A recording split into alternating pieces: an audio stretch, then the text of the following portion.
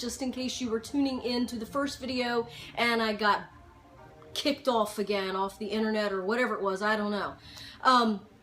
But to reiterate, you know, muscle imbalance, you know, could be like your tricep, this, you know, your one tricep is bigger than the other, your one bicep is bigger than the other, your one leg is bigger than the other, you know, and that can come from different reasonings why, you know, just that one leg, or one arm is obviously your dominant arm and you cater to that, or, you know, your job consists of you doing one arm or one leg, you know, more so than the other, using one arm or one leg more so than the other, or an injury. An injury could cause, hey Tammy, thank you for rejoining me. I got kicked off. I don't know why, but I got kicked off again.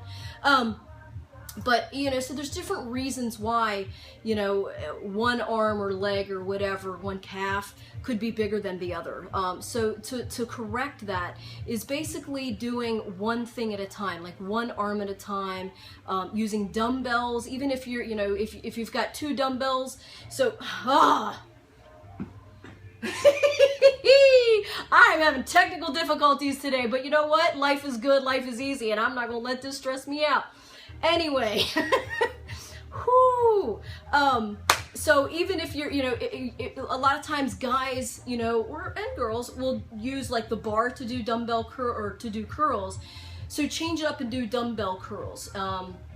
And so then that way, if you see, like, if your one arm is kind of down here like this, or you're, you know, rocking or whatever, you know, cater to the weaker side. Always cater to the weaker side. Always use, if you're gonna do like individuals, you know, like if you're gonna do a one-arm bicep curl and then switch it to another one-arm bicep, or, you know, like a kickback, or even like a one-hand push down for your tricep and then go to the other hand, one-hand push, one-arm push down.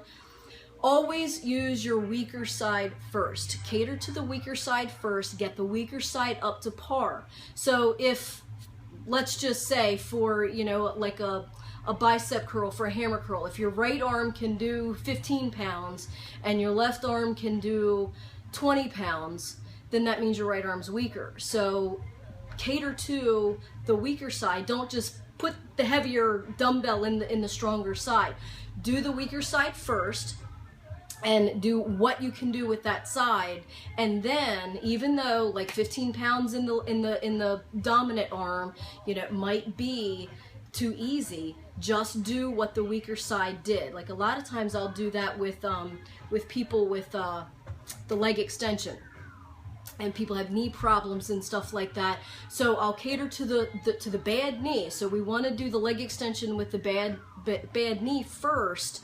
And if you can only do 20 pounds and you can only do 8-10 reps or whatever, and then it starts hurting or whatever, but we have to build it up and we have to get it stronger, only do that.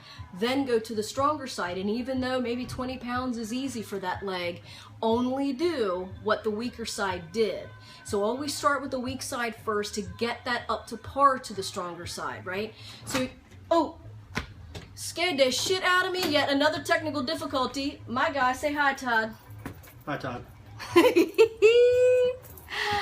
Whoo, scared the shit out of me, boy. Had that door shut, thought it was locked. It wasn't. Somebody sneak it up and gonna kill me. At least it was live on video. So cater to the weaker side first, or the injured side or whatever, and do one leg or one arm at a time.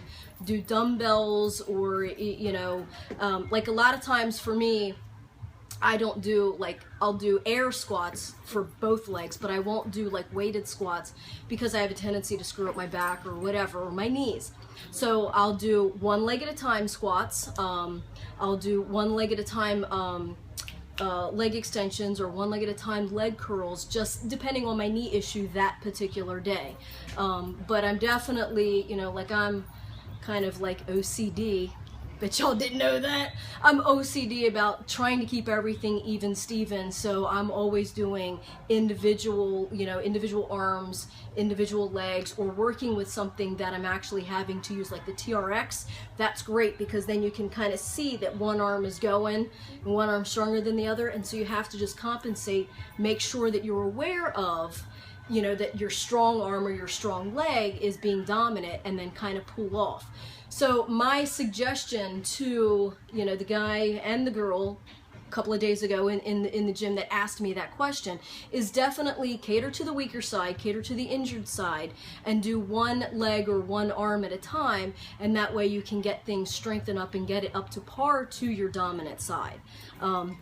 It still might not always be like even Steven, but you can get it as close as possible, because we always have that dominant side that's a little bit stronger, you know, with trying to undo a mason jar or something like that, but you know, we're kicking a football or a soccer ball or something. There's always going to be that dominant side, but we can get things up to par. When you have an imbalance is when you could see injury.